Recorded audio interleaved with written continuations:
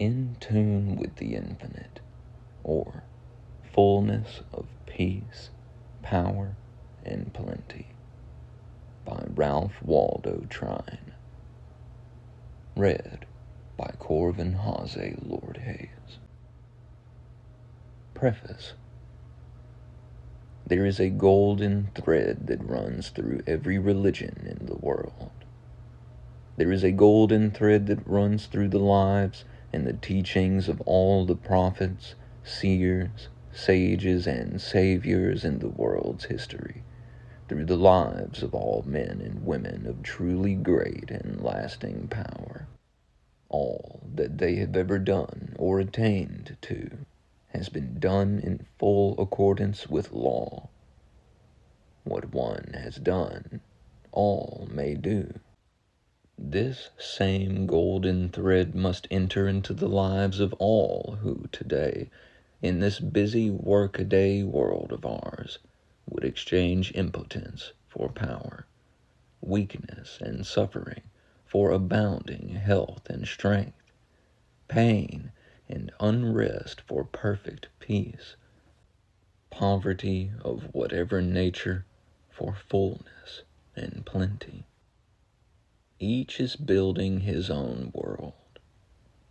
We both build from within, and we attract from without. Thought is the force with which we build, for thoughts are forces. Like builds like, and like attracts like. In the degree that thought is spiritualized, does it become more subtle and powerful in its workings. This spiritualizing is in accordance with law and is within the power of all.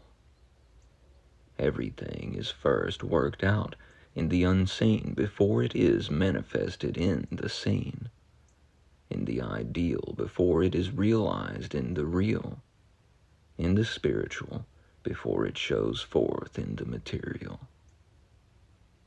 The realm of the unseen is the realm of cause. The realm of the seen is the realm of effect. The nature of effect is always determined and conditioned by the nature of its cause. To point out the great facts in connection with, and the great laws underlying the workings of the interior, spiritual, thought forces, to point them out so simply and so clearly that even a child can understand, is the author's aim. To point them out so simply and so clearly that all can grasp them, that all can take them and infuse them into everyday life, so as to mold it in all its details in accordance with what they would have it, is his purpose. That life can be thus molded by them is not a matter of mere speculation or theory with him, but a matter of positive knowledge. There is a divine sequence running throughout the universe. Within and above and below the human will incessantly works the divine will. To come into harmony with it, and thereby with all the higher laws and forces, to come then into league, and to work in conjunction with them, in order that they can work in league and in conjunction with us, is to come into the chain of this wonderful sequence. This is the secret of all success. This is to come into the possession of unknown riches, into the realization of undreamed of powers. Ralph Waldo Trine.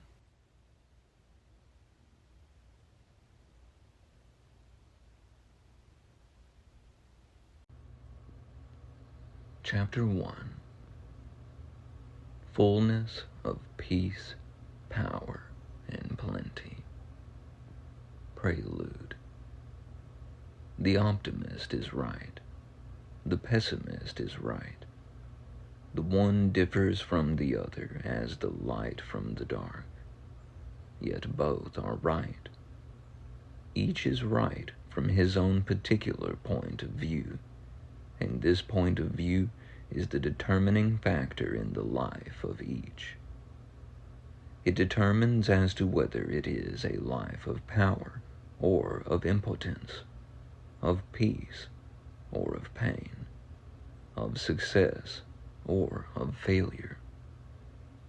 The optimist has the power of seeing things in their entirety and in their right relations. The pessimist looks from a limited and a one-sided point of view. The one has his understanding illumined by wisdom. The understanding of the other is darkened by ignorance. Each is building his world from within, and the result of the building is determined by the point of view of each. The optimist, by his superior wisdom and insight, is making his own heaven, and in the degree that he makes his own heaven, is he helping to make one for all the world beside. The pessimist, by virtue of his limitations, is making his own hell, and in the degree that he makes his own hell, is he helping to make one for all mankind. You and I have the predominating characteristics of an optimist, or the predominating characteristics of a pessimist. We then are making, hour by hour, our own heaven or our own hell. And in the degree that we are making the one or the other for ourselves, are we helping make it for all the world beside. The word heaven means harmony. The word hell is from the Old English hell, meaning to build a wall around, to separate. To be held was to be shut off from. Now, if there is such a thing as harmony, there must be that something one can be in right relations with. For to be in right relations with anything is to be in harmony with it. Again, if there is such a thing as being held, shut off, separated from, there must be that something from which one is held, shut off, or separated. Chapter 2. The Supreme Fact of the Universe. The great central fact of the universe is that spirit of infinite life and power that is back of all, that animates all, that manifests itself in and through all, that self-existent principle of life from which all has come, and not only from which all has come, but from which all is continually coming. If there is an individual life, there must of necessity be an infinite source of life from which it comes. If there is a quality or a force of love, there must of necessity be an infinite source of love whence it comes. If there is wisdom, there must be the all-wise source back of it from which it springs. The same is true in regard to peace, the same in regard to power, the same in regard to what we call material things. There is, then, this spirit of infinite life and power back of all which is the source of all. This infinite power is creating, working, ruling through the agency of great immutable laws and forces that run through all the universe, that surround us on every side. Every act of our everyday lives is governed by these same great laws and forces. Every flower that blooms by the wayside springs up, grows, blooms, fades, according to certain great immutable laws. Every snowflake that plays between earth and heaven forms, falls, melts, according to certain great unchangeable laws. In a sense, there is nothing in all the great universe but law. If this is true, there must of necessity be a force behind it all that is the maker of these laws, and a force greater than the laws that are made.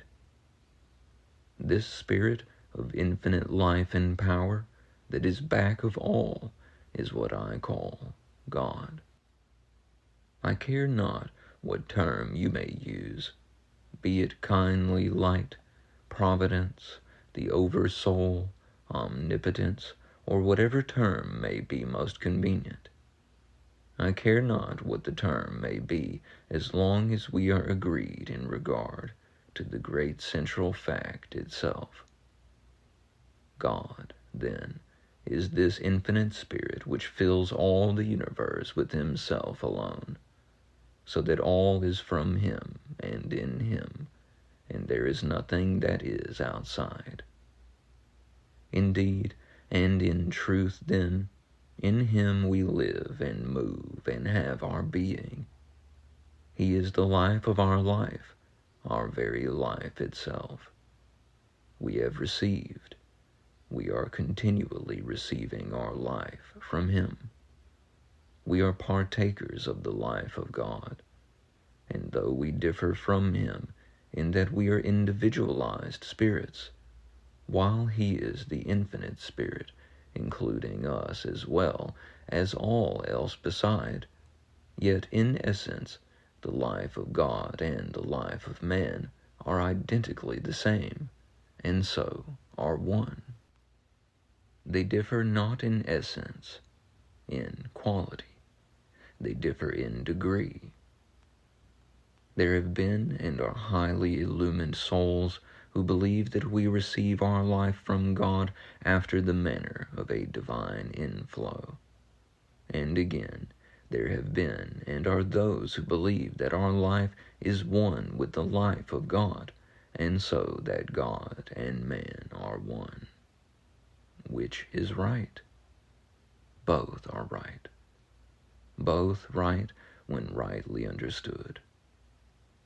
In regard to the first, if God is the infinite spirit of life back of all, whence all comes, then clearly our life as individualized spirits is continually coming from this infinite source by means of this divine inflow. In the second place, if our lives as individualized spirits are directly from, are parts of this infinite spirit of life, then the degree of the infinite spirit that is manifested in the life of each must be identical in quality with that source, the same as a drop of water taken from the ocean is, in nature, in characteristics, identical with that ocean, its source. And how could it be otherwise? The liability to misunderstanding in this latter case, however, is this: in that although the life of God and the life of man, in essence, are identically the same, the life of God so far transcends the life of individual man that it includes all else beside. In other words, so far as the quality of life is concerned, in essence they are the same. So far as the degree of life is concerned, they are vastly different. In this light, is it not then evident that both conceptions are true, and more, that they are one and the same? Both conceptions may be typified by one and the same illustration. There is a reservoir in a valley which receives its supply from an inexhaustible reservoir on the mountainside.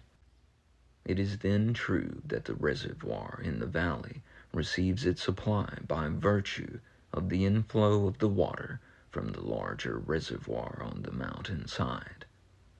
It is also true that the water in the smaller reservoir is in nature, in quality, in characteristics, identically the same as that in the larger reservoir, which is its source.